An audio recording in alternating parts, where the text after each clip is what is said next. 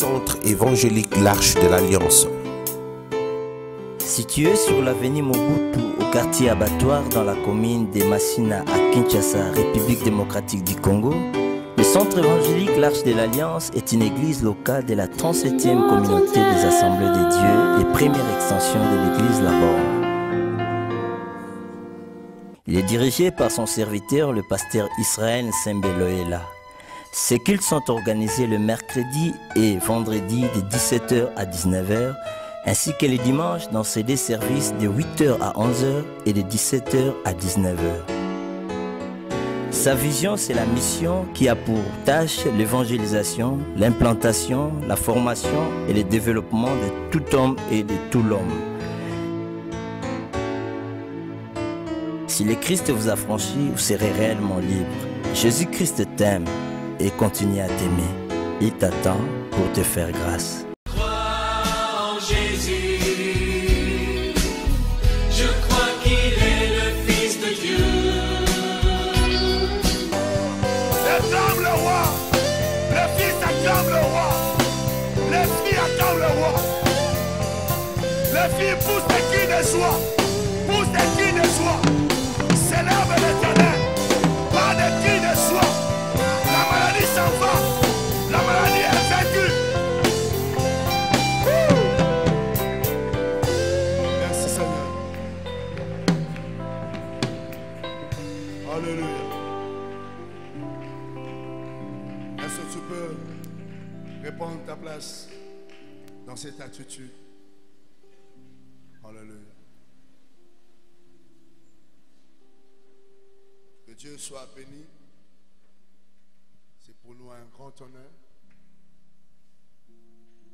d'avoir dans cette réunion non pas un envoyé spécial, mais lui-même le roi, l'Éternel Dieu des armées, présent parmi nous. C'est un grand honneur pour nous. Et il a permis également que ses serviteurs viennent de loin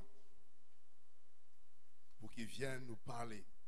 Ils ne sont venus ni acheter ni vendre, mais ils sont venus et leur ordre de mission est signé par l'Éternel Dieu des armées. Et la rubrique objet, il est écrit prêcher la bonne nouvelle afin que les âmes soient gagnées. Voilà pourquoi nous sommes dans la joie aujourd'hui, sous la bénédiction de notre papa, le révérend Israël Nsembe-Loela Boulankisi, de recevoir au nom de tous les jeunes de l'Arche, ces hommes venus de trop loin. Certains d'entre nous le connaissent bien, mais c'est toujours merveilleux de vous rencontrer une fois de plus une personne que vous avez déjà eu à rencontrer. Alors, j'aimerais d'abord accueillir un homme de Dieu, un papa, un grand frère. Il est tout pour nous et nous le portons dans notre cœur. Lorsqu'il a entendu parler de cet événement, il a pris la résolution de faire 2 jours de route,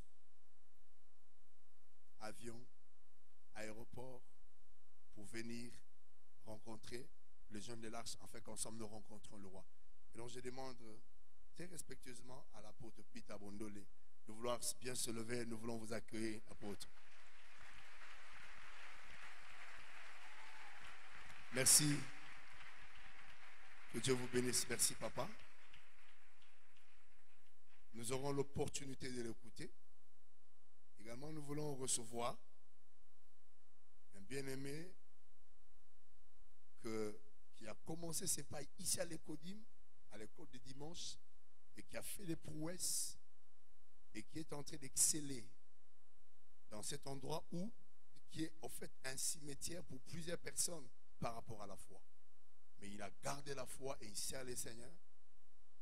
Et nous voulons recevoir également l'apôtre Douglas Kyongeka qui s'élève sous nos acclamations. Et je l'invite à venir prendre la parole pour édifier le peuple de Dieu. Est-ce qu'on peut acclamer le Seigneur? Est-ce qu'on peut acclamer le Seigneur? La jeunesse peut faire le bruit pour le Seigneur.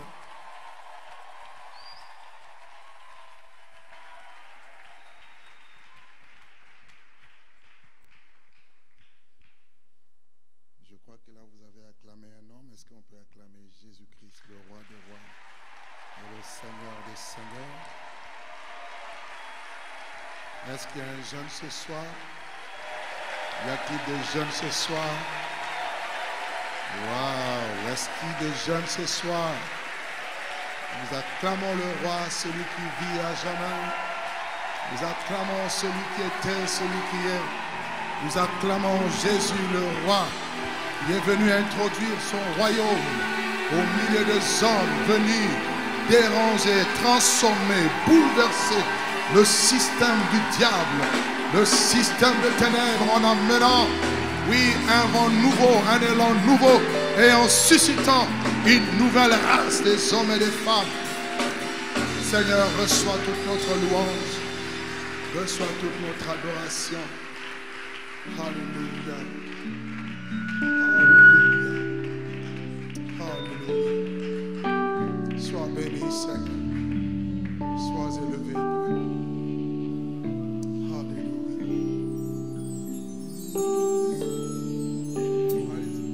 Je sais que tu es là, Emmanuel.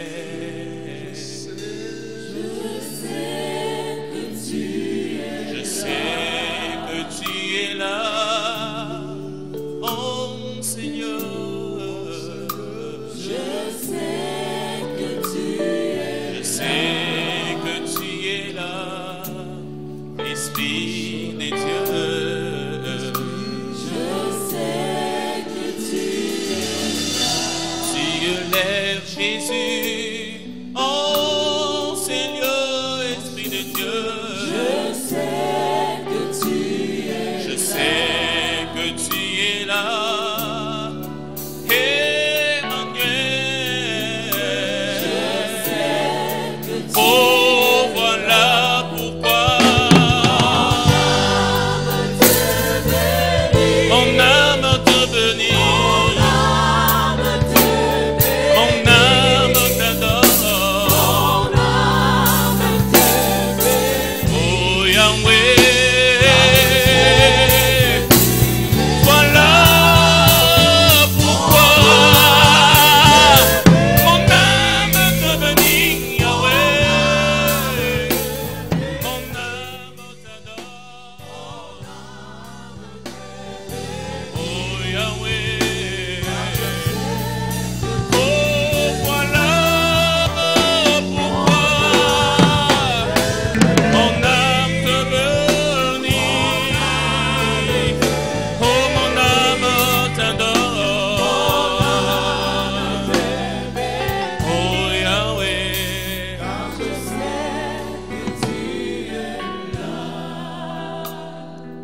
Seigneur, mon âme te bénit. Seigneur, mon âme te lève, mon âme t'exalte. Parce que tu es là, Papa. Merci pour ce temps merveilleux. Merci pour ta présence. Seigneur, je te recommande ce moment. Je demande ta grâce. Je demande ton assistance. Je demande ton onction, Seigneur. Je demande l'inspiration qui vient de toi. Mot après mot, phrase après phrase, pour annoncer ta parole, tes oracles, Seigneur. Prie que Dieu que puisse nous qualifier chacun d'entre nous, Seigneur, et d'apporter fidèlement les pensées que tu as déposées dans nos cœurs. Sois béni, Seigneur mon Dieu. Nous voulons que tout ce qui sera dit, tout ce qui sera fait, la gloire revienne à Jésus. Merci pour une armée que tu es en train de lever. Merci pour ces hommes, ces femmes. Merci pour ces jeunes. Merci d'accomplir des grandes choses. Merci de nous faire du bien. Merci de nous faire grâce. Au nom merveilleux et puissant de Jésus, je t'ai ainsi prié. Et nous disons Amen. Gloire à Dieu.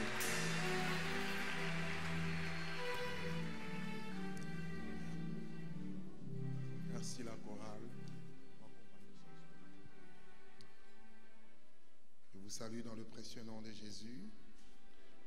Je tiens à bénir le nom du Seigneur pour la grâce qu'il me fait de pouvoir me tenir devant son peuple pour apporter sa parole, ce qui pour moi est une grande responsabilité.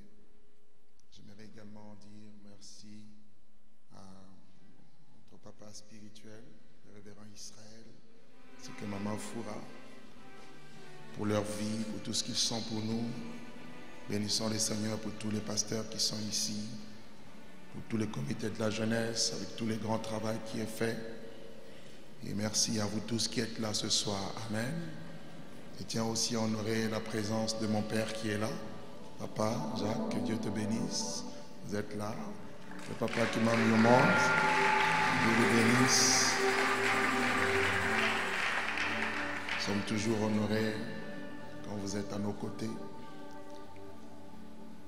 Alors je priais par rapport à ce programme, demandant à Dieu qu'est-ce qu'il voulait que je puisse apporter comme message dans ce grand thème, dans cette grande convocation des jeunes, dont le thème sera focalisé sur le royaume de Dieu.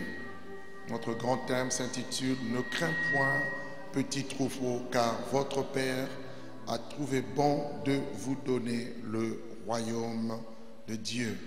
C'est un texte qui est tiré de Luc chapitre 12, le verset 32. Et comme vous pouvez savoir, depuis l'année passée, nous sommes en train de parler, d'enseigner, de prêcher sur la réintroduction du roi et de son royaume. Nous parlons du royaume. Et quand on parle du royaume de Dieu, nous voyons quoi? Nous voyons son gouvernement, nous voyons sa puissance, son autorité. Nous voyons ce royaume qui est au ciel et qui doit se manifester ici sur la terre. Et quand on lit la Bible de Genèse Apocalypse, nous voyons que le thème central de toute la Bible, c'est sur le sujet du royaume de Dieu. Ce royaume qui a été confié au premier homme, Adam, mais qui malheureusement, à cause de son péché, de sa désobéissance, ce royaume lui sera enlevé, ce royaume lui sera ôté. Et le Seigneur est venu amener ce message, le message crucial de toute la Bible qui concerne donc le royaume de Dieu. Et vous allez voir que le message que les apôtres ont prêché, que Jésus-Christ lui-même a prêché, que tous les serviteurs de Dieu ont prêché, avait pour focus le royaume de Dieu. Et ce royaume qui est aujourd'hui possible en acceptant Jésus-Christ comme Seigneur et Sauveur, en passant par la repentance et la conversion, comme il est écrit, à ceux qui l'ont reçu, à ceux qui croient en son nom, la parole leur a donné donc le pouvoir de devenir enfants de Dieu. Amen. Alors mon sous-thème, c'est « Lève-toi contre le système ». Voici le sous-thème que nous allons aborder ce soir. Et je vous prie de prendre avec moi Daniel au chapitre 6, à partir du premier verset jusqu'au verset 28. Nous allons lire tout le livre, tout le chapitre 6 de Daniel.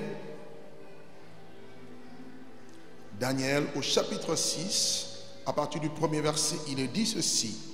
Darius trouva bon d'établir sur le royaume 120 satrapes qui devaient être dans tout le royaume. Et il mit à leur tête 3 chefs, au nombre desquels était Daniel, afin que ces satrapes leur rendent des comptes et que le roi ne souffre d'aucun dommage. Daniel surpassait les chefs et les satrapes parce qu'il y avait en lui un esprit supérieur. Et le roi pensait l'établir sur tout le royaume. Alors les chefs et les satrapes cherchèrent une occasion d'accuser Daniel en ce qui concernait les affaires du royaume. Mais ils ne purent trouver en lui aucune occasion ni aucune chose à le reprendre parce qu'il était fidèle et qu'on n'apercevait chez lui ni faute ni rien de mauvais.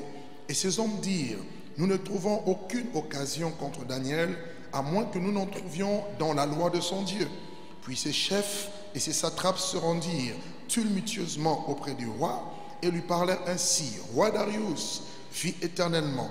Tous les chefs du royaume, les intendants, les satrapes, les conseillers et le gouverneur sont d'avis qu'il soit publié un édit royal avec une défense sévère, portant que quiconque, dans l'espace de 30 jours, adresserait des prières à quelque dieu ou à quelque homme, excepté à toi, ô roi, sera jeté dans la fosse au lion.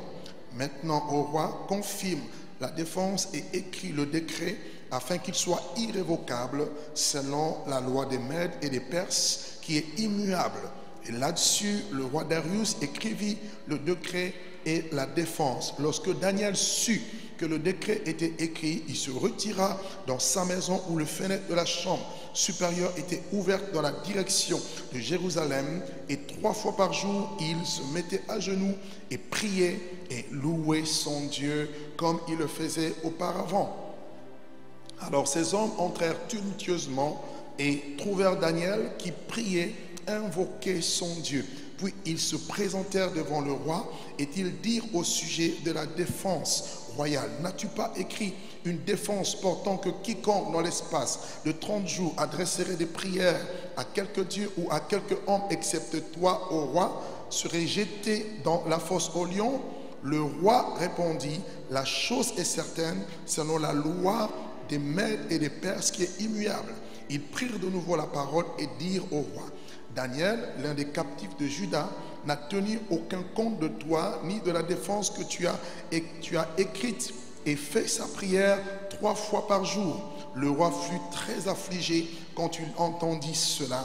Il prit à cœur de délivrer Daniel jusqu'au coucher du soleil et il s'efforça de le sauver. Mais ces hommes insistèrent auprès du roi et dirent: sache, ô roi, que la loi de Mèdes et des Perses exige que toute défense ou tout décret confirmé par le roi soit irrévocable. Alors Daniel donna l'ordre qu'on amène, le roi plutôt donna l'ordre qu'on amène Daniel et qu'on le jette dans la fosse aux lions. Et le roi prit la parole et dit à Daniel: puisse ton Dieu que tu sers avec persévérance te délivrer.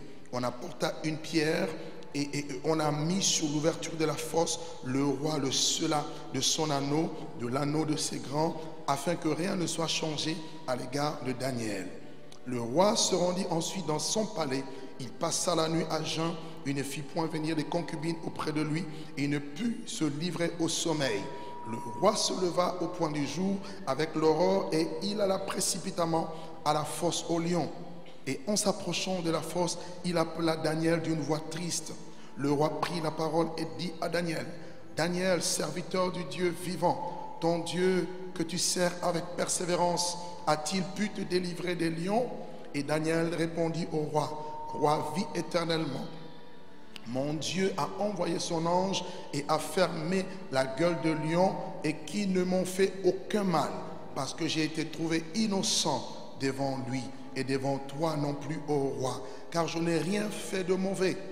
Alors le roi fut très joyeux et il ordonna qu'on fasse sortir Daniel de la fosse. Mais Daniel fut retiré de la fosse et on ne trouva sur lui aucune blessure parce qu'il avait eu confiance en son Dieu.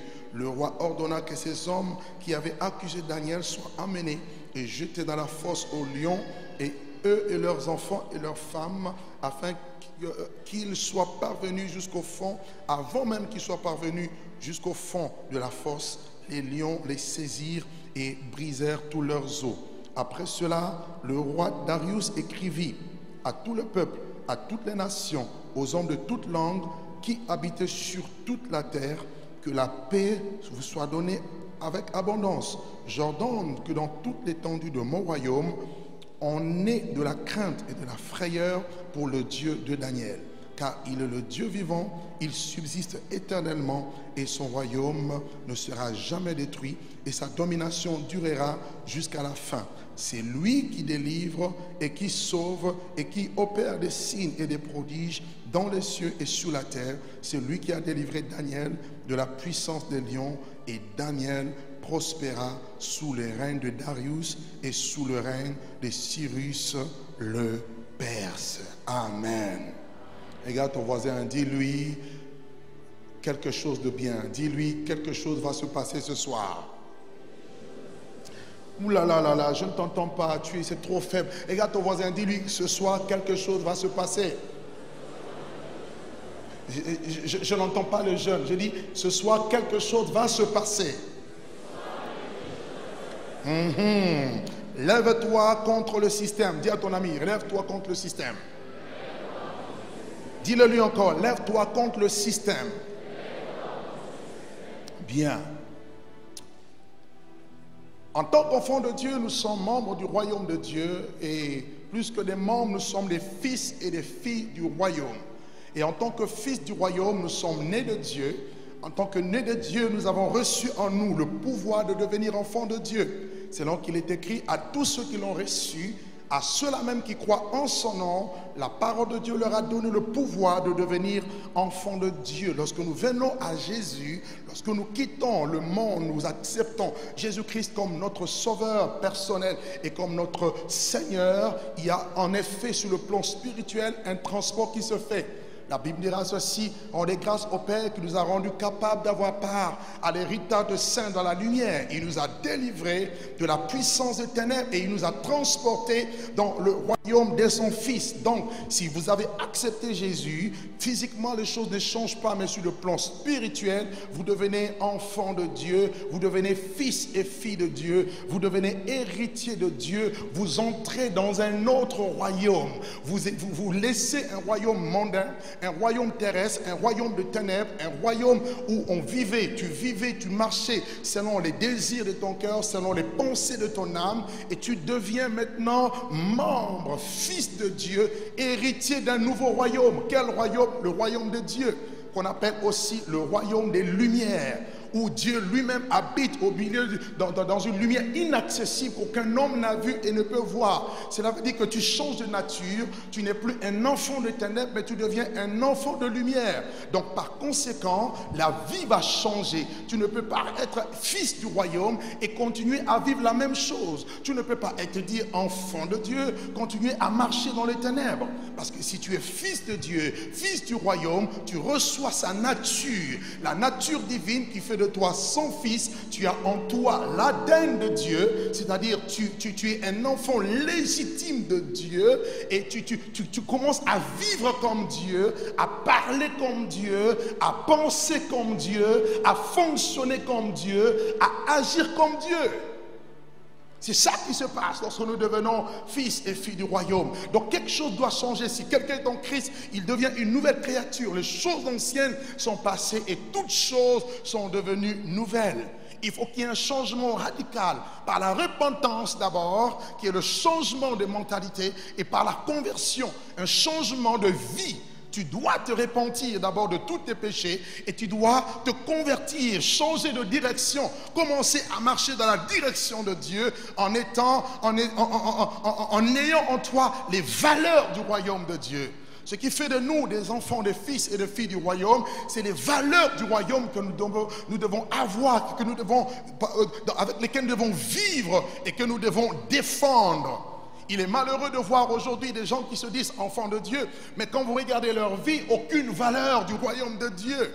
Dieu est saint, mais vous retrouvez en eux l'impureté, vous retrouvez en eux la souillure. Non, tel il est, tel aussi nous devons être. Il est pur, ses enfants sont appelés à être purs. Avez-vous déjà vu un chien donner naissance à des cochons? Ça n'existe pas. Avez-vous déjà vu un aigle commencer à vivre dans la boue? Ça n'existe pas. Autrefois, tu étais comme un cochon, tu vivais dans la boue du péché, mais le jour où tu acceptes Jésus, il fait de toi un aigle. Or, un aigle ne vit pas dans la boue, un aigle vole dans les hauteurs. Donc, tu voles dans les hauteurs, tu es censé marcher dans les hauteurs parce que tu as changé de nature. Tu ne te forces pas de vivre comme le monde, ta nature a changé. Tu es devenu fils de Dieu, tu es devenu fille de Dieu. Oh, je vois quelqu'un qui est révolutionné en disant ma vie ne peut plus être comme avant. Tu ne peux pas vivre comme autrefois parce que tu as changé de nature. C'est ta nature que tu as changé. Tu as reçu la nature divine. Tu as reçu sa divine puissance, nous a donné tout ce qui contribue à la vie et à la piété. Tu ne peux plus avoir une apparence de la piété, mais tu vis la piété parce que celui qui est la force de la piété vit en toi. Donc ce n'est plus toi qui vis, c'est Christ qui vit en toi. Donc ta vie ne peut plus ressembler à la vie païenne, à la vie mondaine. Donc un changement doit s'imposer, un changement radical. C'est ce qui fait de toi un enfant de Dieu, une fille de Dieu. Alléluia. Alléluia. Et bien-aimé dans le Seigneur, lorsque tu rentres dans le royaume de Dieu, tu rentres dans le système de Dieu. En effet, j'aimerais parler de deux systèmes. Le premier système, c'est le système du royaume où nous nous retrouvons. c'est-à-dire le royaume de Dieu, le royaume de lumière où tout change. Tu commences à vivre comme Dieu, à penser comme Dieu. J'ai noté ici 2 définitions du mot système. Et regardez ce que veut dire le système. Le système, dans une définition simple, signifie un ensemble de pratiques organisées en fonction d'un but. Le système se définit d'abord comme un ensemble de pratiques qui sont organisées en fonction d'un but à atteindre. Une deuxième définition, le système, c'est un ensemble de procédés, de pratiques organisées, destinées à assurer une fonction définie. Un ensemble de procédés, de pratiques organisées qui sont destinées à assumer une fonction bien définie. Et la troisième définition qui peut être simple, qui va certainement nous aider, c'est qu'un système est une tendance à penser et à agir selon l'ensemble des valeurs qui sont rigides et dogmatiques. Je reprends, un système, c'est une tendance de penser et d'agir selon un ensemble des valeurs qui sont rigides et dogmatiques. En un mot, un système, c'est un mode de pensée et un système est un mode d'action. Lorsque tu rentres dans le royaume de Dieu, ton mode de pensée change. Ta façon de voir des choses change. C'est pourquoi la Bible parle du renouvellement de l'intelligence. Vous comprenez? Ne vous conformez pas au siècle présent, mais soyez transformés par le renouvellement de l'intelligence afin de discerner ce qui est agréable à Dieu. Quelle est la volonté de Dieu, ce qui est bon, parfait et agréable. Ça, c'est le système de pensée. Nous sommes ce que nos pensées sont. Tu agis en fonction de tes pensées. Et puisque c'est un mode de pensée, c'est aussi un mode d'action. Quand on parle de système, on voit la manière dont les gens agissent, la manière dont les gens posent des actes. Comment est-ce que tu peux te dire enfant de Dieu et poser les actes comme un enfant du diable? Il y a un problème. Et quand on rentre dans le royaume de Dieu, nous rentrons dans le système de Dieu. Et dans le système de Dieu, il y a les enfants de Dieu qu'on appelle la race élue. Ceux-là qui ont été mis à part pour Dieu, qui marchent par la sanctification, qui craignent Dieu.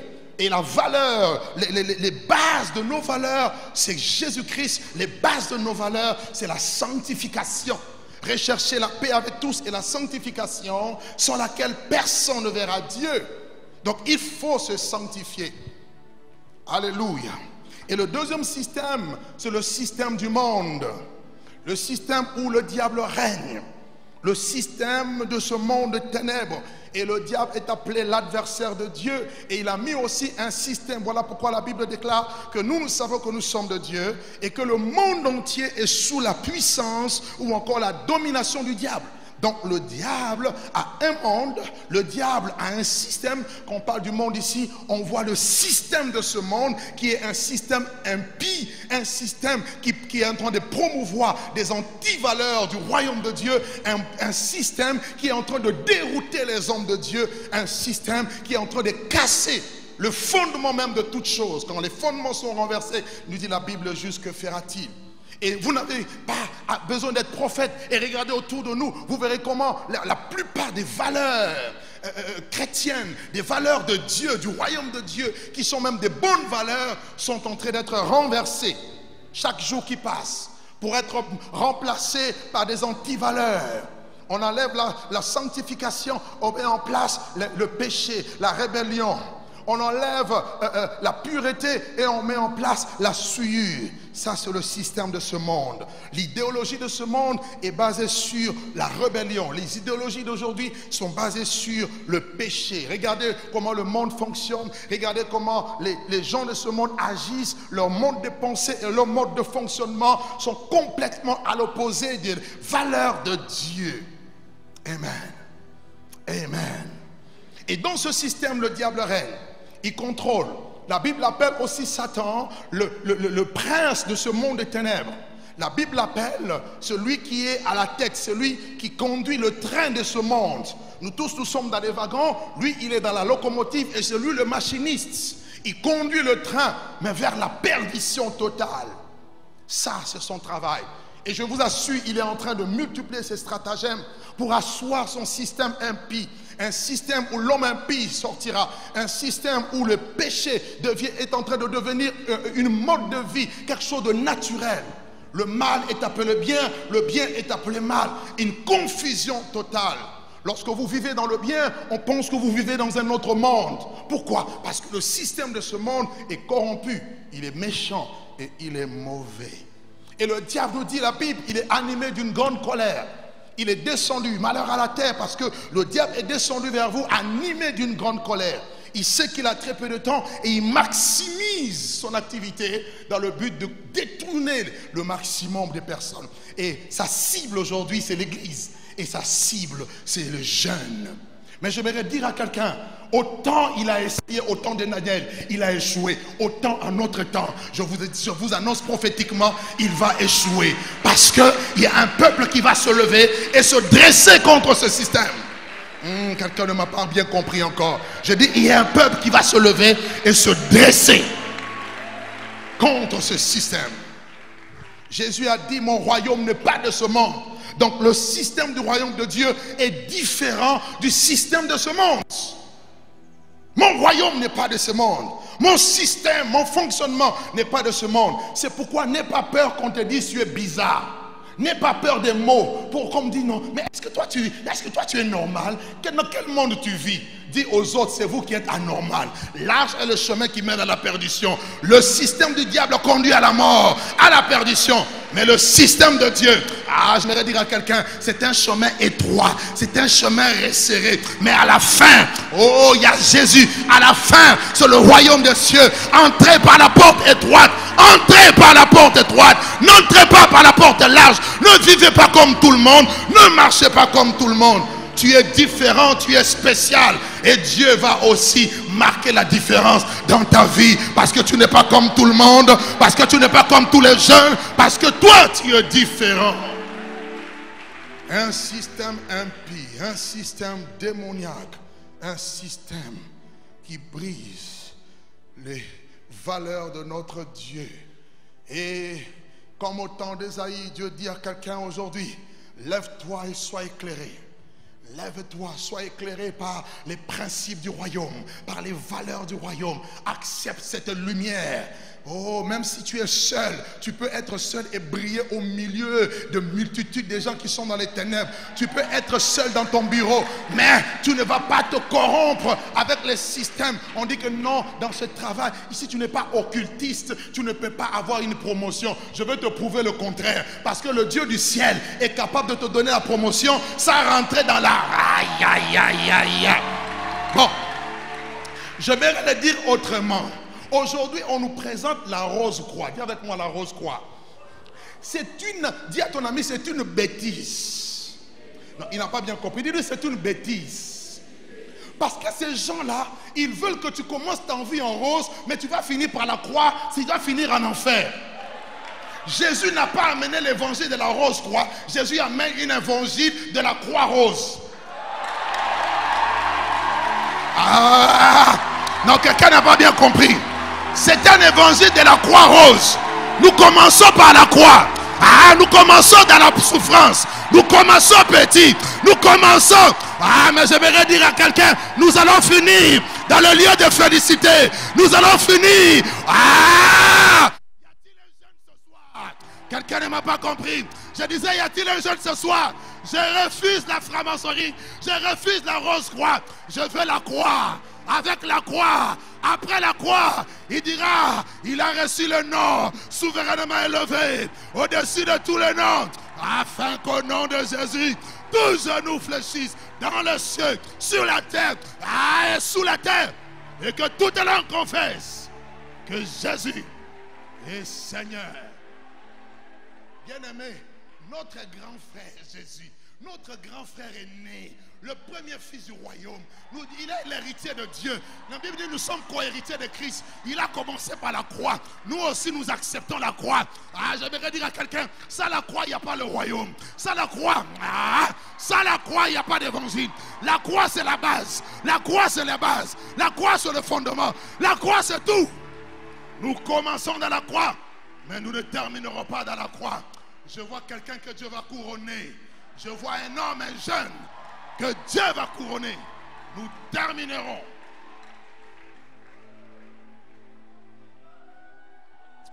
Dis à ton ami, lève-toi contre le système.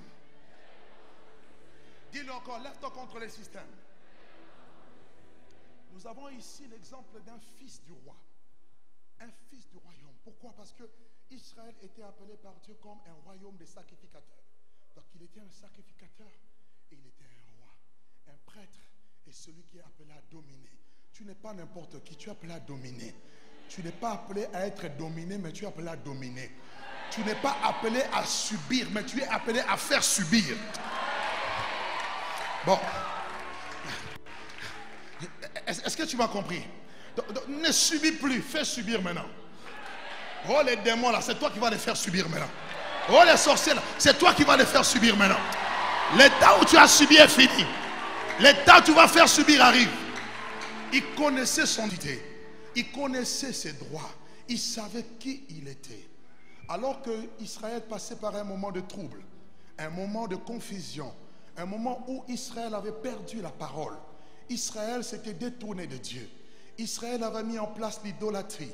Israël avait rejeté la parole de Dieu.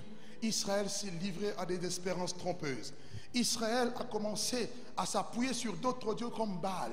Israël a commencé à servir Astarté. La confusion était entrée dans ce pays. Dieu a suscité ses serviteurs, les prophètes, pour annoncer à son peuple qu'il devait retourner. Ils ont refusé d'écouter la voix des prophètes. Ils ont fermé l'oreille à la voix prophétique. Et voici comment le dernier prophète va arriver, Jérémie, avant la captivité babylonienne. Et il va annoncer toute une série de messages et de messages durs, au point même où on l'a appelé prophète de malheur, prophète de lamentation. Il avait un message différent. Parce que quand le système est corrompu, ce système corrompu arrive même à corrompre les prophètes. Et il y avait beaucoup de faux prophètes.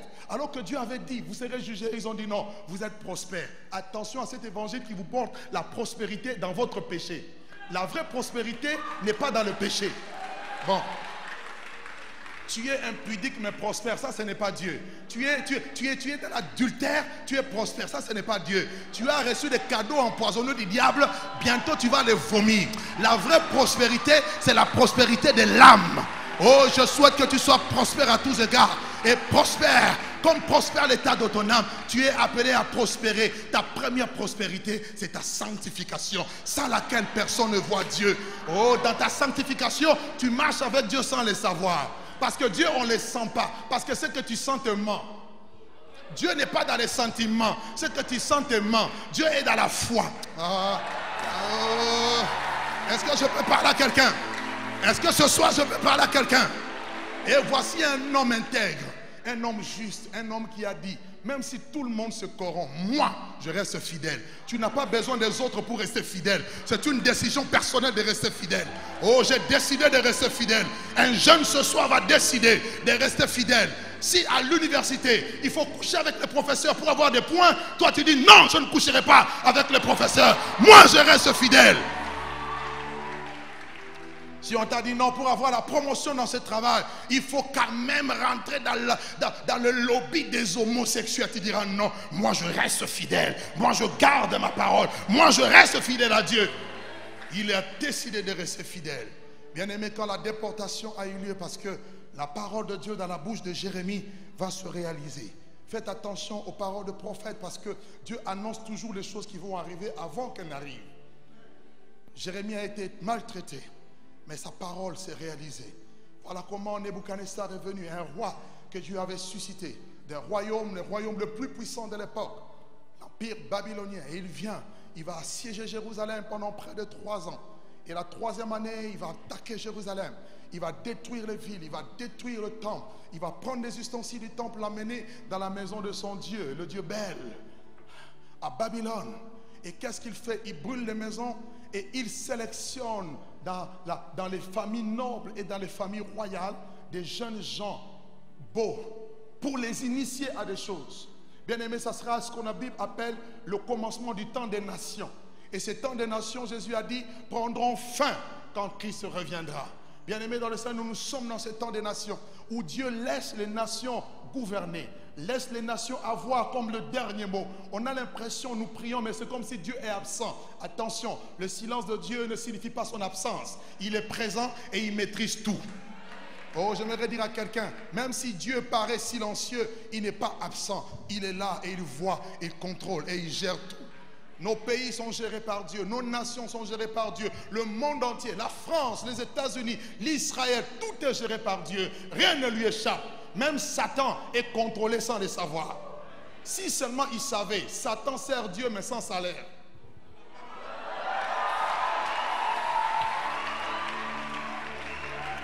Est-ce que tu as compris? Je disais, Satan sert Dieu, mais à la fin du compte, il n'a pas de salaire.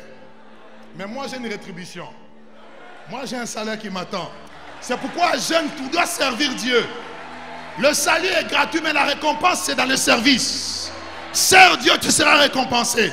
Mais lui, il sert, mais sans salaire. Ah, j'ai pitié de lui. J'ai pitié des démons. Ils sont en train de servir Dieu, mais sans salaire.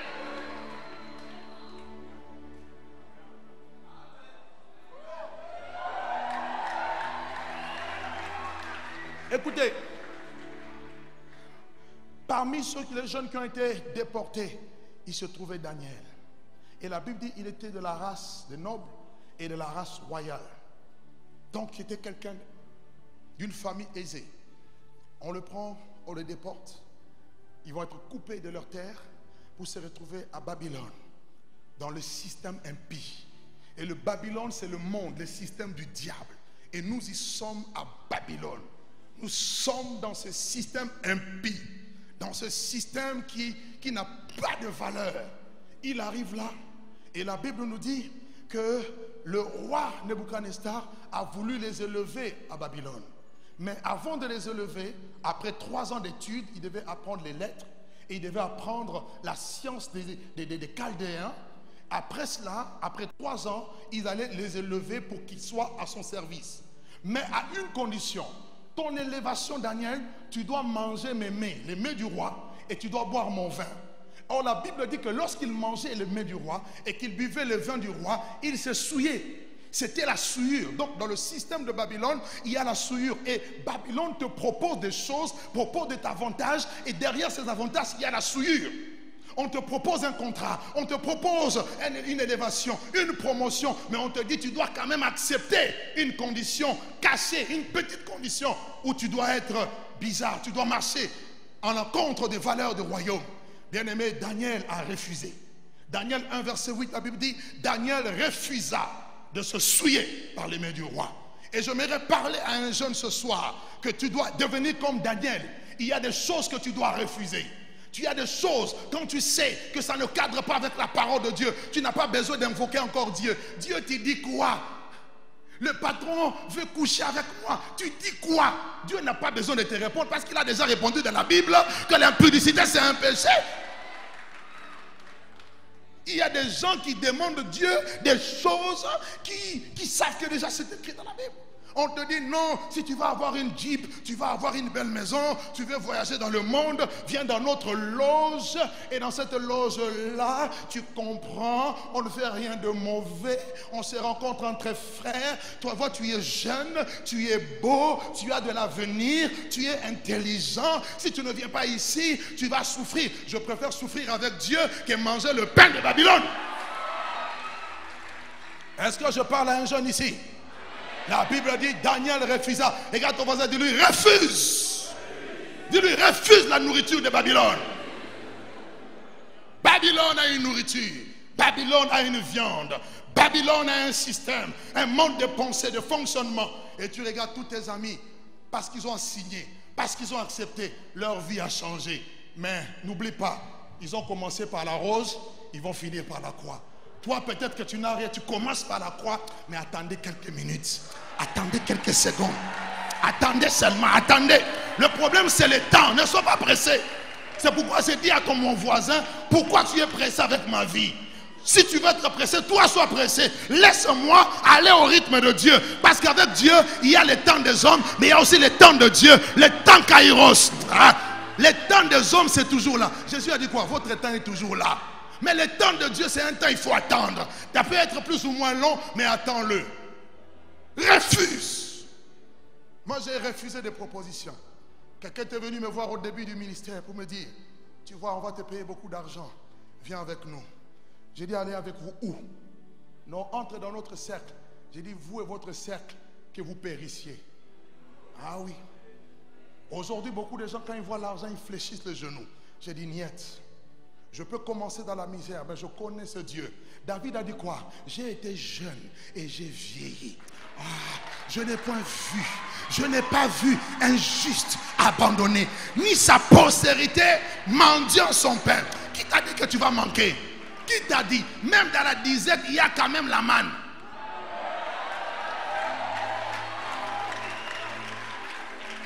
La manne ne veut pas dire le compte bancaire rempli. La manne, c'est à chaque jour suffit sa peine. Aujourd'hui, je vais manger. Si ça finit, demain, je vais manger. Il a des corbeaux en réserve. Il va envoyer un corbeau de l'Orient. Ah, quelqu'un ne m'a pas compris. Un corbeau de l'Occident, il viendra te nourrir. Ah, quelqu'un ne m'a pas... Il dit quoi? Il dit, ces choses, ce sont les païens qui les recherchent. Votre Père, c'est que vous en avez besoin. Cherchez premièrement, cherchez prioritairement. Ah, le royaume des cieux, le royaume des cieux et sa justice. Toutes ces choses vous seront données par-dessus tout. Cherchez premièrement le royaume des cieux. Nous sommes des Daniel. Nous cherchons le royaume. On ne cherche pas des titres. On ne cherche pas les acclamations. On ne cherche pas l'élévation des hommes. L'élévation ne vient ni de l'Orient, ni du désert, ni d'un homme. C'est Dieu qui élève. Et quand Dieu décide de t'élever, il ne regarde pas la beauté de ton visage. Il ne regarde pas tes costumes. Il ne regarde pas ton compte bancaire. Il a décidé de te lever. Il va te lever. Ah, j'aimerais dire à quelqu'un ce soir, comme Daniel.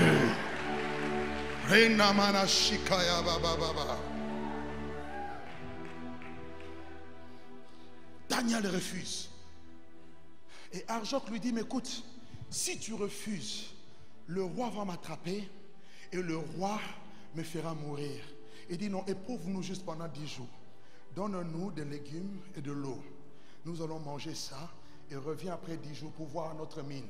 Et la Bible dit, Arjoc, cette nourriture-là, au lieu que Daniel mange, Arjoc le prenait, allait avec à la maison. Et Arjoc leur donnait quoi? Des légumes. Et 10 jours après, il vient, il remarque, mais Daniel a bonne mine. Daniel, parce qu'il a refusé la souillure, parce qu'il a refusé la corruption, le système du monde, son visage était serein. Il était en bonne santé. Laisse-moi te dire, lorsque tu crains Dieu, il y a des maladies qui ne t'atteindront pas. Je te dis la vérité. La Bible dit, ça sera la force pour tes muscles, la santé pour tes muscles, la crainte de Dieu. La crainte de Dieu amène tellement de bonnes choses. Oh, mais attendez. Au lieu de chercher à chaque fois des médicaments, crains Dieu. C'est simple, crains-le. Jeune, crains-le. Toi, tu ne crains pas Dieu, tu ne comprends pas. C'est compliqué. Et la Bible dit que Dieu accorda à ces 4 jeunes, de l'intelligence et de la sagesse. Et dans tout ce qui concerne les lettres, ils ont appris pendant 3 ans. Là encore, nous voyons quelque chose. En tant qu'enfant de Dieu, tu peux aussi être instruit. Pourquoi refuser l'instruction? Car aujourd'hui, il y en a qui ne veulent plus étudier au nom du Saint-Esprit. Dieu m'a dit, je veux devenir prophète des nations, apôtre international, évangéliste interplanétaire. Moi, je vais dans toutes les planètes. Dis à ton ami, va à l'école. Dis-lui, étudie. Même si tu as un ministère, va à l'institut biblique. Va te bâtir encore. Sinon, tu vas commencer à sortir des versets hors contexte. Au nom de Dieu m'a dit. Le Dieu m'a dit remplace les Écritures. Tu es anathème, frère. Quel est cet Saint-Esprit-là qui rend les jeunes aujourd'hui impolis? Le Saint-Esprit qui fait que les gens ne veulent plus écouter les leaders. Les leaders deviennent des freins. Qui peut freiner quelqu'un que Dieu accélère? Si Dieu met l'accélérateur sur toi, qui va mettre les freins? Ah, j'aimerais dire à quelqu'un, personne ne peut mettre le frein là où Dieu a accéléré. C'est pourquoi attends le temps de Dieu. Ne sois pas pressé. Tu vas devenir Archimat. Parce que beaucoup de jeunes aujourd'hui aiment le ministère fast-food. Il est appelé aujourd'hui, il est loin aujourd'hui, il rentre dans le ministère aujourd'hui, il est connu aujourd'hui, il a beaucoup d'argent aujourd'hui, il voyage aujourd'hui.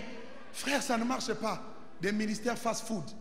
J'appelle ça les ricins de Jonas. Ça pousse en un jour ça meurt. Plus rien demain. Ah, mais nous sommes la race des baobabs. Quand nous voyons les pères devant nous, s'ils sont arrivés là, on arrivera. Ah, je vais dire à quelqu'un, regardez les modèles qui sont devant nous. S'ils ont réussi, nous réussirons. C'est pourquoi patience. Regarde, on va dire patience. Daniel a appris. Il a appris. Et la Bible dit, Dieu l'a élevé. Dieu les a élevés. Il leur a donné l'intelligence 10 fois supérieure que tous les sages et tous les magiciens. Bien-aimé, j'aimerais dire à quelqu'un, le Dieu que tu sers, dans les principes du royaume de Dieu, dans les valeurs du royaume, il y a en toi, en plus de l'intelligence que Dieu t'a donnée naturellement, il y a en toi le Saint-Esprit qui est l'esprit d'intelligence. J'aimerais dire à quelqu'un, à l'école, il ne faut pas seulement avoir les mêmes notes que tout le monde. Il faut avoir une note avec mention. Il faut distinguer, parce que tu as le Dieu de la distinction. Aïe, aïe, aïe, aïe. Tu es médecin, tu dois distinguer en tant que médecin. Tu es juriste, tu dois distinguer en tant que juriste. Tu es avocat, tu dois distinguer. Ah, tu es architecte, tu dois distinguer. Oh, je ne sais pas quel domaine, dans quel domaine tu es. Tu dois distinguer, tu dois distinguer. Et tu dois distinguer. Et Daniel a été élevé. La Bible dit Dieu les éleva par le roi jusqu'au règne de Cyrus. Il était ici au commencement jeune, mais il est resté intègre. Bien-aimé, on arrive dans Daniel 2. Dans Daniel 2, la Bible dira que le roi aura un songe qu'il va oublier. Et personne n'était capable d'interpréter le songe. Alors qu'il s'apprêtait à tuer tous les rois, plutôt tous les mages, tous les sages de l'époque, Daniel demande à Dieu, il demande au roi de lui laisser du temps d'aller chercher Dieu. Il va y chercher Dieu et il prie. Et Dieu révèle à Daniel le secret du roi. Non seulement le secret, mais aussi l'explication du songe. Et ce songe-là, c'était un songe tellement prophétique. Et Daniel a compris, parce qu'il était aussi prophète, il avait l'œil prophétique, il pouvait déjà envisager, voir comme l'avenir. Lorsque vous avez le Saint-Esprit, vous pouvez voir déjà l'avenir, vous pouvez dévancer les choses, vous pouvez marcher. Oh, quelqu'un ne me comprend pas. C'est-à-dire les choses qui vont arriver dans 10 ans, mais Dieu te le montre, même si ce n'est pas clair, mais à peu près. Tu vois déjà, tu vas. Oh non, je viens dire à quelqu'un, l'ennemi ne te surprendra pas. Ils vont mettre des pièges, ils ne vont pas t'avoir. Parce que quand tu vas dormir, Dieu va déjà te révéler les choses. Est-ce que je parle à un prophète ici? Est-ce que je parle à un peuple prophétique ici? Nous sommes prophétiques, nous dévançons déjà l'événement. Nous voyons déjà d'ici quelques temps que le système va avaler beaucoup de gens. Et nous préparons déjà les Daniel maintenant. Parce que les Daniel d'aujourd'hui comprennent déjà que non, Makambo, comment changer? Les choses deviennent anormales. C'est le moment de s'enraciner. C'est le moment d'avoir les principes du royaume. Parce que bientôt, les choses seront difficiles. Daniel a accompli de grandes choses en ce temps-là. Bien-aimé, quand il a interprété le songe, le roi lui a donné beaucoup de présents. Le roi l'a élevé. Le don que Dieu te donne, la grâce que Dieu te fait, c'est la même grâce qui va te propulser. Ne sois pas pressé et ne sois pas jaloux des gens. Ce que Dieu t'a donné, il te l'a donné. Et comme j'aime souvent le dire, ce que Dieu te donne, en fait, il n'a donné qu'à toi. Il n'a donné à personne d'autre. C'est pourquoi ne sois pas jaloux. Un jaloux, c'est celui qui ne voit pas ce qu'il a, mais regarde seulement ce que les autres ont. Tu regardes ce que les autres ont, mais tu oublies que toi-même tu as. Mais ce que tu as, c'est ça que Dieu va utiliser pour te propulser. Dieu l'a élevé. Et je vois des jeunes que Dieu va élever sans compromission à Babylone. Non. Je vois des jeunes qui seront élevés dans des hauts postes, mais sans compromission. Ah, je vois des femmes que Dieu va positionner sans rentrer dans des choses mystiques. Je vois des femmes, des hommes qui vont aller très loin sans faire allégeance à Satan. Dieu va te lever. Je suis venu dire à un jeune, Dieu va te lever. Dieu va te lever et Dieu va te lever. Reste intègre, reste fidèle, reste juste. Dans ton langage, sois infidèle. Sois fidèle, pardon. Dans ton attitude, sois fidèle. Dans tout ce que tu es, sois fidèle. Et tellement que Daniel était élevé, dans Daniel 3, Daniel érige une statue. Bien aimé, j'ai fait des recherches. Je me suis rendu compte que la statue que Daniel avait élevée, plutôt le roi avait élevée à Babylone, c'était une statue à l'effigie de Daniel. Tellement que le roi était impressionné de voir l'intelligence et la sagesse et la révélation, la puissance de la révélation qui se dégageait de Daniel. Il dit non, je vais ériger une statue à son effigie. C'est pourquoi vous n'allez pas voir Daniel dans le chapitre 3 de Daniel 3. On ne parle pas de Daniel. On nous parle seulement de Meshach, comment Abednego, Shadrach, Meshach. On parle de 3. Et quand le roi élève cela, il dit que tout le monde adore la statue. Parce que ses amis aussi étaient intègres, ils ont dit non, nous n'allons pas nous prosterner. Bien aimé, il va y avoir des choses qui vont faire que le système de ce monde va mettre en place pour que nous puissions fléchir nos genoux. Ne fléchis pas les genoux devant les systèmes. Ils les ont pris, le roi les a pris. Il dit bon, comme vous refusez de vous soumettre, je veux vous mettre dans la fournaise. Il chauffe la fournaise 7 fois plus et il demande aux gens de les jeter. Ils étaient liés avec des manteaux, des sous-vêtements, tout ça. Et ils étaient 3. Et les gens sont partis les jeter. Quand ils ont ouvert la porte de la fournaise, ceux qui les ont jetés ont été détruits, calcinés par le feu de la fournaise. Et voici les 3 jetés à l'intérieur de la fournaise. Au lieu de pleurer, ils étaient en train de se lever, de marcher. Bien aimé, j'ai compris une chose avec Dieu. Il dit tu passeras par le feu ne te consumera pas. Et en réalité, la fournaise était transformée en climatiseur. Bon, tu n'as pas encore bien compris. Ils étaient 3 avec des liens. Et ils se sont levés, ils ont commencé à marcher sans lien. Quand on rentre dans cette fournaise-là, il y a un 4e homme qui entre, il vient. Et ce 4e homme-là, c'est Jésus-Christ lui-même. Il vient confondre les systèmes de ce monde. Et toi, tu ne le vois pas, mais le roi l'a vu. Ah, tu ne vois pas avec qui tu marches, mais ceux de dehors voient qui est avec toi. Le roi dit, n'avons-nous pas jeté 3 hommes? Eh bien, je vois 4 hommes qui marchent dans le feu sans lien. Ah, je verrai dire, les gens de ce monde verront que dans l'église, à part le leader, il y a un 4e homme. Il y a Jésus, le Seigneur, le Dieu de l'église qui marche. La Bible dit, il marche au milieu des 7 chandeliers d'or. Il va marcher au milieu de son peuple. Et le roi, qu'est-ce qu'il a fait? Il a encore élevé ses frères. Vous allez voir, eux tous étaient élevés, mais dans l'intégrité. En ayant les valeurs du royaume. Aucun d'eux n'a été élevé dans la compromission. Et on arrive au chapitre 5. Le roi Belshazzar, qui était le fils du roi Nebuchadnezzar, va commencer à profaner l'histoire, les ustensiles du temple. Il va faire un festin avec ses amis, ses collègues. Ils vont commencer à manger et à boire. La profanation avec le sacré. Bien aimé, faites attention à tout ce qui est sacré. Tout ce qui est sacré, on ne le touche pas. Lui, il a touché au sacré. Il a commencé à danser. Il a festoyé. Il a commis la débauche. Et bizarrement, pendant qu'il était un peu ivre, la Bible nous dira qu'il verra sur un mur juste la main de quelqu'un. Il n'a pas vu le corps, mais juste la main de Dieu.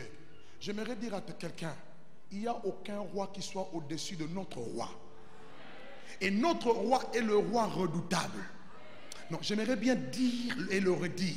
Nous avons un roi qui est au-dessus. Ce n'est pas pour rien qu'on l'appelle roi des rois, seigneur des seigneurs. Il est au-dessus de tout. Il contrôle tout. Il gère tout. Il n'est pas intimidé. Il n'est pas impressionné. Et c'est lui qui est le redoutable. Et voici la main qui écrivait. Comptez, comptez, pesez, divisez. Dieu a compté ton royaume. Il t'a trouvé léger. Tu seras divisé et ta vie est finie. Daniel vient, il interprète le songe. Le roi donne des présents à Daniel. Daniel refuse. Bien aimé, il y a des moments où il faut refuser les cadeaux. Parce qu'il y a certains cadeaux qui sont des cadeaux empoisonnés. Quelqu'un ne m'a pas bien compris. Beaucoup aujourd'hui rentrent dans le ministère pour des cadeaux. Ils rentrent dans les ministères pour l'argent. Ils pensent qu'on sert Dieu pour avoir de l'argent. Voilà comment vous allez finir comme des Géasi. Géasi n'a jamais reçu la double portion de l'esprit d'Élie. L'esprit d'Élie qui était sur Élisée n'a juste réveillé un mort, pas Géasi. Pourquoi? L'amour de l'argent qui amène la lèpre. Et beaucoup de gens aujourd'hui rentrent dans le sacerdoce à cause de l'amour de l'argent. Vous risquerez d'être des Géasi spirituels. La lèpre risque de vous attraper. Que celui qui a des oreilles pour entendre, entende. Quelqu'un m'entend ce soir? Est-ce que quelqu'un m'entend ce soir?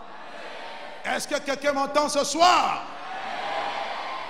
Et Dieu a mis fin au règne de Belchassar.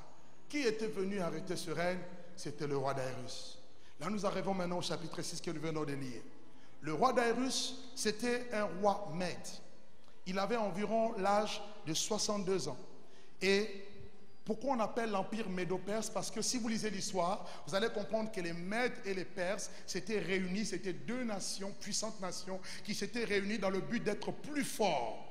Et c'est Darius qui était à leur tête. Et Darius vient, qu'est-ce qu'il fait? Il renverse Belchassar. La même nuit où il a vu ce rêve, la même nuit il a vu cette vision, la même nuit le songe a été, la vision a été interprétée, la même nuit il fut assassiné, il est mort.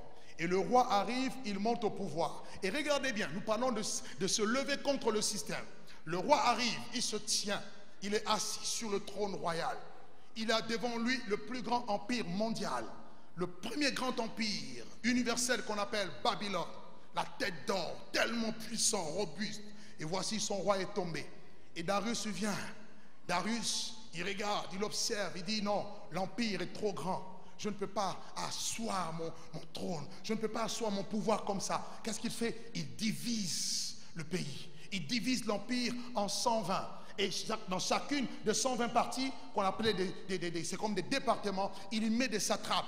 Et les satrapes étaient comme des chefs de district. Ils étaient comme des préfets pour assurer une bonne administration. Parce qu'il était un très bon leader. Un leader très fort et un leader qui voyait loin. Il fallait solidifier sa base. Et c'est ce qu'il a fait. Il s'est renseigné. Et au nombre de 120, il a divisé les 120 satrapes en 40, 40, 40. Et il va mettre sur la tête de ces satrapes qui étaient des préfets, des chefs. Et la plupart de ces chefs, il y avait 3. Les 2, selon l'histoire, étaient babyloniens. C'est-à-dire qu'ils vivaient selon le système de Babylone. Mais on lui avait déjà parlé qu'il y avait quelqu'un qui était élevé ici, qui était différent, mais que Dieu faisait prospérer. Il s'appelait Daniel. Le roi le prend et le roi l'établit comme 3e chef. Vous vous imaginez, il est parti de la position, de la promotion la plus basse et il sera élevé. Et si vous lisez bien les Écritures, vous verrez que le roi Darius aimait Daniel. Pourquoi? Parce que Daniel avait de l'expérience. Pourquoi? Daniel avait connu la plupart de ces royaumes. Il a vu la mort, l'élévation plutôt de Nebuchadnezzar. Il a vu aussi comment Dieu a envoyé Nebuchadnezzar en forêt parce qu'il pensait qu'il était le tout-puissant. Il était l'arbre qui est levé au-dessus de tous les arbres. Dieu lui a dit, ok, je vais t'envoyer en vacances. Va en forêt te reposer. Ah, notre Dieu est grand. Hein? Il y en a qui risquent d'aller en forêt. Hein? Tu as compris, non? Toi qui es un mauvais chef, tu es un mauvais chef de ta famille, tu risques d'aller en forêt. Tu es un mauvais chef dans ton entreprise, Dieu va t'envoyer en vacances. Et tu vas commencer à habiter avec les animaux. J'imagine, quand le lion regardait Nebuchadnezzar, il dit, mais quelle bête bizarre. Parce que tellement qu'il ne se rasait plus, il ne se coiffait plus, il avait des ongles sales. Il dit, mais je suis le chef des animaux, mais je n'ai jamais vu un animal aussi bizarre que lui. C'est pourquoi, attention, il est celui qui élève le roi, celui qui renverse le roi. Il est celui qui établit, celui qui déstabilise. Tu m'entends? À quelque niveau que ce soit. Et la parole de Dieu nous enseigne que Darius élève Daniel. Il voit que Daniel a une vision clairvoyante. Il a un leadership organisé. Il sait anticiper. Il sait organiser. Il sait prévoir l'avenir. Bien-aimés, nous sommes dans un temps où nous ne devons plus être comme les enfants de ce siècle. D'ailleurs, les enfants de ce siècle sont plus avisés que nous. Il est temps que nous soyons intelligents, avisés, que nous puissions voir le futur maintenant. Nous devons être comme les fils d'Issachar qui savaient discerner le temps pour savoir ce que Israël devait faire. Ce n'est plus le temps de dormir, ce n'est plus le temps de rêver, c'est le temps de se réveiller et d'être averti spirituellement. Car le système est en train de miner le monde. Je dis bien le monde entier est en train d'être miné par le système. C'est plus que ce que nous pensons. Le mal a atteint des niveaux inimaginables. Pire que Sodome et Gomorrhe et notre génération. Mais qu'est-ce que la jeunesse fait aujourd'hui? La jeunesse chante. La jeunesse danse. La jeunesse s'amuse au lieu de chercher Dieu comme Daniel. Daniel était un homme de prière. Daniel était un homme consacré. Daniel était un homme intègre. Daniel n'aimait pas l'injustice. Daniel n'aimait pas la fraude. Daniel n'acceptait pas le pot de vin. Je peux parler à quelqu'un aujourd'hui? Aujourd'hui, tu ne peux pas réussir quoi que ce soit s'il n'y a pas un pot de vin. Daniel a refusé le pot de vin. Refuse la corruption. Refuse la tricherie. Refuse la corruption, la fraude. Refuse-la. Ah, dans ce pays, si on ne triche pas, on ne peut pas s'en sortir. Qui t'a dit ça? En France, si tu ne triches pas, tu ne peux pas t'en sortir. Qui t'a dit ça? Nous voici, nous sommes en train de prospérer. Pourquoi? Pas parce que la France est dure, mais parce que la main de Dieu est là. Oh, la main de Dieu te marquera la différence. J'aimerais dire à quelqu'un, là où on dit personne n'entrera, toi tu entreras. Oh, quelqu'un ne m'a pas compris. J'aime quand la main de Dieu est sur quelqu'un. Elle ferait le chemin. Quand on dit c'est rocailleux, la main de Dieu devant est en train de déblayer. Il dit, mon fils, le roi va passer. Quand le roi doit arriver quelque part, qu'est-ce qui se passe? On envoie le protocole. Le protocole, il vient d'arranger tout. Bien aimé, les anges sont tes protocoles. Envoyez déjà. Ah, je vois les anges qui sont en train déjà de préparer le mariage d'une fille. Ah, j'ai dit le mariage d'une fille est déjà préparé par des anges. L'avenir de quelqu'un est déjà préparé par des anges. Le ministère de quelqu'un est déjà préparé par des anges. Ah, je suis en train de voir les nations embrasées par les ministères que Dieu m'a donnés. Ah, quelqu'un ne m'a pas compris. Je vois l'évangile atteindre les nations. Ah, je dis, je vois les anges travailler. Ils sont des serviteurs de Dieu envoyés pour exercer un ministère en faveur des fils et des filles du royaume. Bien-aimé, tu n'es pas n'importe qui. Avant de poser ton pied quelque part, pendant que tu pries chez toi, Dieu a déjà dépêché les anges. Il enlève les accidents, il enlève les poisons, il enlève les maladies, il enlève ces choses. L'ange de l'Éternel campe autour de ceux qui le craignent et il les arrache du danger. Daniel avait de l'expérience. Daniel était instruit. Daniel avait la connaissance. Daniel était sage. Daniel était un homme politique équilibré. Et Daniel ne supportait pas l'injustice et la fraude. Et vous savez, un vrai leader, quand il a des gens sous lui, il les observe. Il voit comment ils travaillent. Le roi Darius, s'il a aimé Daniel, c'est parce qu'il a observé que parmi les 3 chefs, Daniel était exceptionnel. Bien-aimé, tu ne sais pas qui te regarde. Reste fidèle, reste intègre. Tu peux peut-être penser que tu manques aujourd'hui, mais des grandes choses sont en train de te réserver. Parce que les gens sont en train de regarder qui est fidèle, qui est intègre. Et la Bible dira que Darius aimait Daniel. Et vous savez, quand tu es beaucoup aimé, ça va se sentir. Quelqu'un on aime beaucoup, même quand on le cache, on montre quand même qu'on aime la personne. Joseph était aimé de son père. Son père a fait quoi? Une tunique de plusieurs couleurs. Mais la tunique qu'on a donnée à Joseph est devenue un sujet de haine et de jalousie. Il y a des gens qui vont devenir jaloux de fils du royaume seulement parce que Dieu nous a aimés. Dieu m'a aimé. Est-ce que c'est ma faute? Dieu m'a choisi. Est-ce que c'est ma faute? Dieu m'a élevé. Est-ce que c'est ma faute? Mais pourquoi tu es jaloux? Tu fais semblant. Daniel était devenu grand. La grandeur dans ta vie va t'amener des problèmes. Bien aimé, l'élévation n'amène pas que les acclamations, ça amène aussi les ennemis. Il y a des gens qui vont commencer à taillir pour rien. Il y a des gens qui vont commencer, elle là, elle montre quoi? Depuis qu'elle s'est mariée là, elle montre quoi? Mais non, mais est-ce que c'est ma faute si je suis marié? Est-ce que c'est moi qui t'ai empêché de te marier? Mais pourquoi tu es jaloux de moi? Lui, là, depuis qu'il travaille, depuis qu'il a acheté une nouvelle voiture, il veut nous montrer quoi? Il veut rien montrer, c'est lui que sa voiture. Mais lui, là, depuis qu'il voyage, il nous montre que c'est seulement lui qui va en Europe, c'est seulement lui qui a le visa Schengen. Est-ce qu'il t'a empêché d'avoir le visa Schengen? Pourquoi tu es jaloux avec ma vie? Regarde ton voisin dit, pourquoi tu es jaloux avec ma vie? Pourquoi? Et c'est ça le problème aujourd'hui.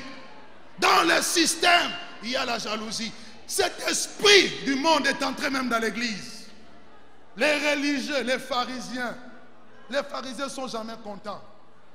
Et ils prêchent, mais il n'y a pas la puissance. Quand Jésus vient, il prêche, les démons sont chassés, ils sont en colère après Jésus. Est-ce que c'est Jésus qui vous a empêché d'avoir la puissance?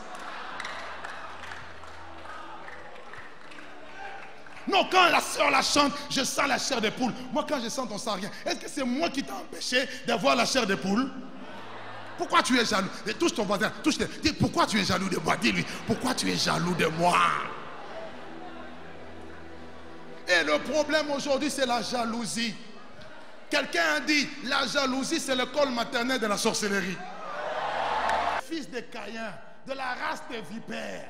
Et voici comment l'esprit du diable, quand il vient, il rentre dans les personnes. Il est rentré dans les deux amis, dans les deux collègues. Attention aux collègues, des fois ils peuvent avoir l'esprit du diable. C'est pourquoi quand tu parles à quelqu'un, observe-le bien. Quand tu lui donnes une bonne nouvelle, s'il est content, donne-lui une deuxième. S'il n'est pas content, arrête-toi. Surveille-le. Parce qu'il y a certaines bonnes nouvelles, tu penses que pour toi c'est une bonne nouvelle, mais pour l'autre il dit, oh.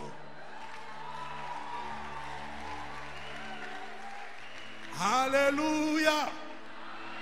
Est-ce que tu peux lever ta main? Je disais Alléluia. Alléluia. La jalousie a poussé les gens à dire, mais pourquoi Daniel on l'élève?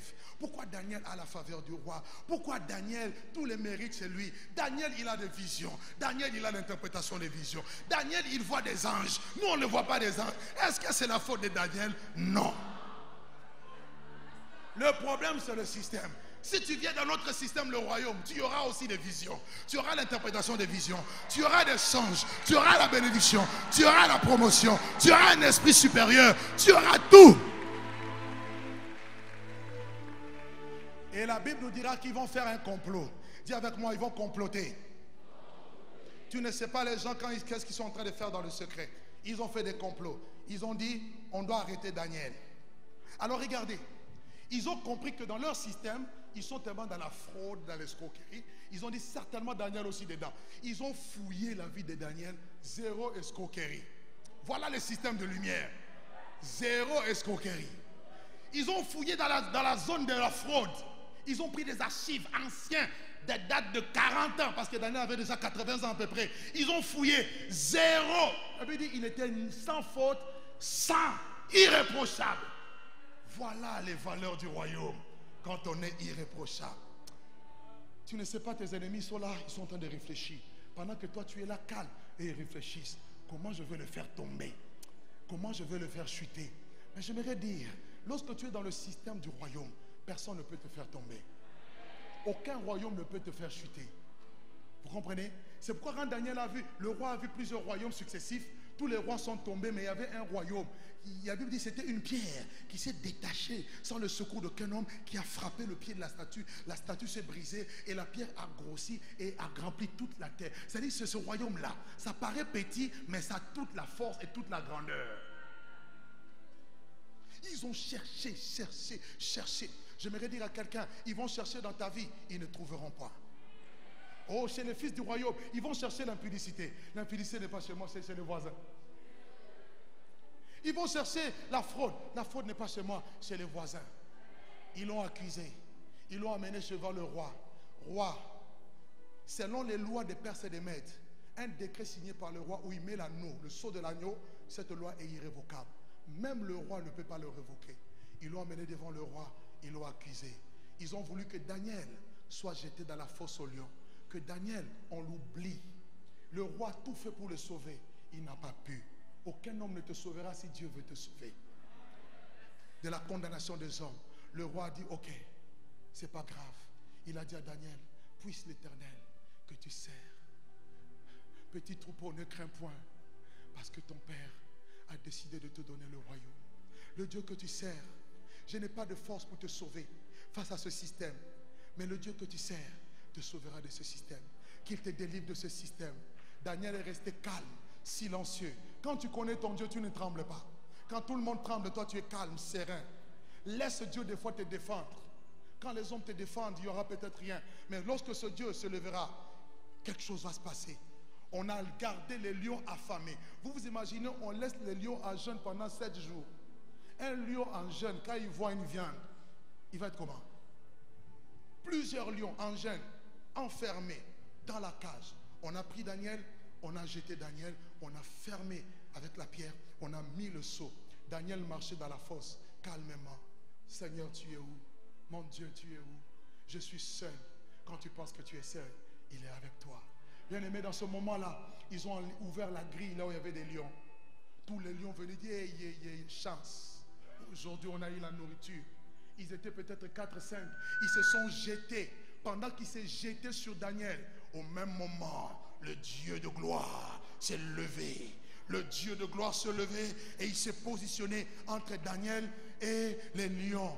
Les lions, quand ils ont vu l'ange de l'Éternel, qui est leur créateur, ils se sont accroupis. Ils ont commencé à adorer parce que c'était leur créateur. Et Daniel est venu. Daniel a commencé à caresser le lion. Oh, j'aimerais te dire, ceux qui ont voulu te tuer, tu vas les caresser. Daniel a commencé à caresser le lion. L'ange a muselé la bouche, la gueule des lions. Bien-aimés, dans ce système, quelle que soit leur méchanceté, leur férocité, ils ne vont jamais nous atteindre. La Bible dit, le malheur atteint le juste souvent, mais l'Éternel l'en délivre toujours. Et Daniel a été délivré. Le roi est parti, il est resté en jeûne, il pleurait, certainement il a prié. Le matin il vient, il demande, Daniel, ton Dieu a-t-il pu te délivrer de la fosse? Il y a eu certainement un silence de mort. Il s'est dit, aïe, aïe, aïe, mon ami est parti. Mon ami est mort. Laisse tomber, ce n'est qu'un petit silence. Il dit, Daniel, ton Dieu t'a-t-il sorti de là? Il dit, roi, vis éternellement. Le roi était dans la joie. J'aimerais te dire que ton Dieu est dans la joie. Tu ne seras pas bouffé dans la fosse aux lions. Dans le système impie, tu ne seras pas avalé. Tu ne seras pas englouti. Tu ne mourras pas. Tu ne seras pas déstabilisé. Tu ne seras pas balayé. Ta mémoire ne sera pas effacée. Et la Bible dit, le roi était dans la joie. Il a ordonné qu'on sorte Daniel. Daniel est sorti. Bien aimé, quand il est sorti comme ça, c'était le signe de sa domination sur le système impie. C'est pourquoi la Bible dit, prenez courage, j'ai vaincu le monde. Celui qui est en nous est plus grand, plus fort que celui qui est dans le monde. Bien aimé, il est resté intègre et son Dieu se levait pour lui et son Dieu l'a délivré, son Dieu l'a sauvé, son Dieu l'a libéré. Bien aimé, les mêmes gens qui l'ont accusé, c'était maintenant le deuxième décret. On les a pris et on les a jetés dedans. C'est pour dire quoi? Ce sont tes ennemis ceux qui vont mourir à ta place. Ceux qui ont creusé la tombe pour toi. Est-ce que je peux parler à quelqu'un ce soir? C'est eux qui iront là-bas. Toi, tu ne passeras pas. Parce que Daniel a un impact. Daniel a une mission. Daniel a un avenir. Daniel a un futur. Daniel est appelé à impacter des générations après. Il ne peut pas mourir dans la fosse. Et j'aimerais dire à quelqu'un, pour terminer ce soir, tu ne mourras pas dans la fosse aux lions. Même dans la fosse aux lions, ton Dieu se lèvera, ton Dieu se lèvera et il défendra ta cause. Ton Dieu se lèvera et il défendra ta cause. Et quand Daniel est sorti, c'est le roi qui a dit que c'est le Dieu de Daniel qui opère des signes et des miracles. Ce sont les païens qui vont reconnaître que tu es un Dieu. Ce sont les païens. C'est pourquoi il a dit, parce que tu as peu de puissance et que tu as gardé ma parole, j'ai mis devant toi une porte ouverte que personne ne pourra fermer. Dieu, dans ces temps qui sont les derniers, veut susciter des hommes et des femmes comme Daniel qui résistent au système. Des hommes fermes, des hommes intègres, des femmes qui ne fléchissent pas le genou, des femmes qui diront non au monde, non au système, et qui vont élever les standards du royaume. Quand on te regardera, on ne te verra pas toi, mais on verra le roi qui vit en toi, et de tout genou fléchira. Le roi avait fléchi les genoux, il a reconnu que le Dieu de Daniel est le véritable Dieu, et le décret a été publié dans tout le royaume qu'on adore ce Dieu. Ce Dieu-là sera adoré, quoi qu'il arrive. C'est pourquoi la Bible dit, il arrivera dans la suite des temps que la montagne de la maison d'Israël sera élevée au-dessus de toutes les montagnes. Dieu t'a choisi, jeune homme, jeune femme. Dieu t'a choisi dans cette génération, dans ce siècle, pour que tu marques la différence. Ne vis plus comme tout le monde. Résiste. Y a-t-il des résistants aujourd'hui? Y a-t-il des résistants ce soir? Y a-t-il des gens qui sont des opposants du système ce soir? Y a-t-il des opposants du système ce soir? Est-ce que je peux voir ta main là où tu es, si tu es un opposant du système? Alléluia. J'aimerais prier quelques minutes. Alors que nous avons nos yeux fermés, nos têtes courbées, nos têtes courbées, nos têtes courbées, nos têtes courbées.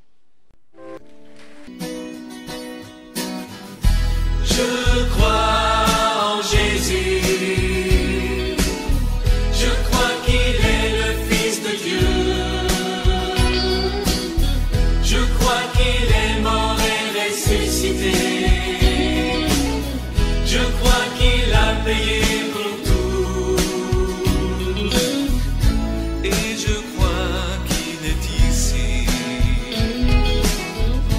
présent au milieu de nous, tout puissant pour nous guérir. Et par sa grâce nous